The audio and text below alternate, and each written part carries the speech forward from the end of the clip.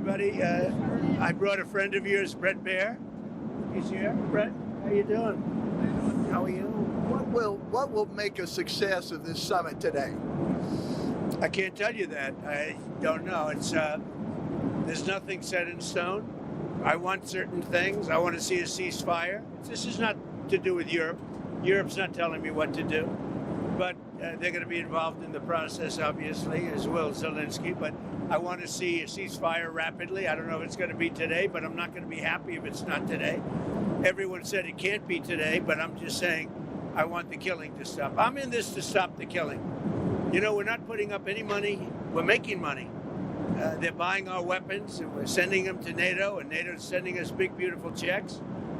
But that I don't care about that. I care about it was a big factor when Biden spent $350 billion and got nothing. But what I do care about is they lost last week 7,011 people were lost, almost all soldiers. 36 people in a town which got hit by a missile, but over 7,000 soldiers. It's crazy. Could you describe a little bit, Mr. President, because I know you've had a lot of phone calls with President Putin. What's the difference in a face-to-face, in-person meeting? Look, he's a smart guy, been doing it for a long time, but so have I. Been doing it for a long time. And here we are, we're president. That was much more difficult than what I'm doing today, believe me. So we get along. There's a good respect level on both sides. And I think, something's going to come of it. I noticed he's bringing a lot of business people from Russia.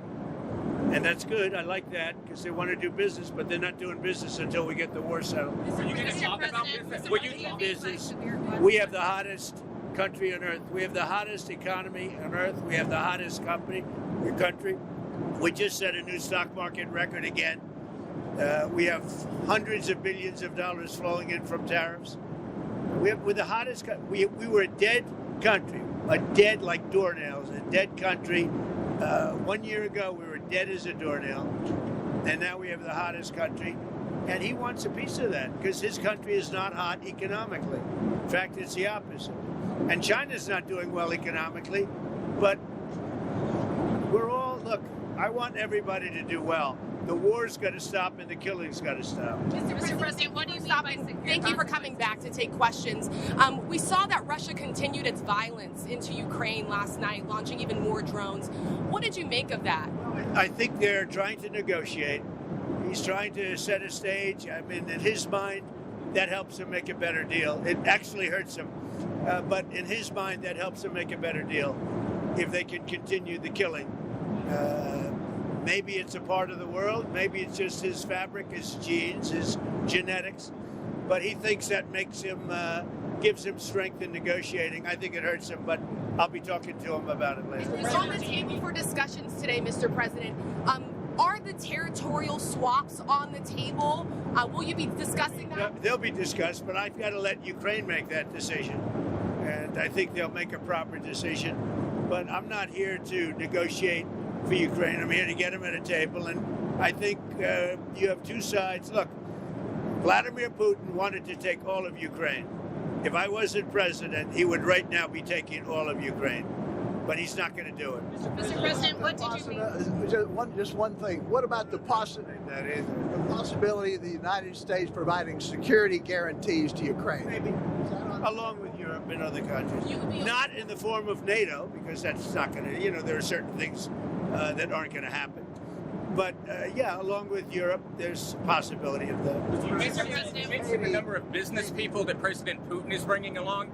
Is that something that you want to discuss with President Putin at this meeting? Yeah, if we make progress, I would discuss it, because that's one of the things that they would like. They'd like to get a piece of what I built in terms of the economy. Just so you know, we were a dead country with our economy. He wouldn't be interested. He wouldn't have been interested a year ago with the Biden economy. But he is interested in the Trump economy because wait till you see when those factories start opening up. We have hundreds of factories all over the country, and that includes auto factories, AI factories, and every other. They're all coming in because they want to beat the tariffs. Because if they open here, they don't have to pay tariffs. If they don't open here, they have to pay, in some cases, 200%, 300%. I haven't even set some of the tariffs yet. I'll be setting tariffs next week and the week after on steel and on, I would say, chips.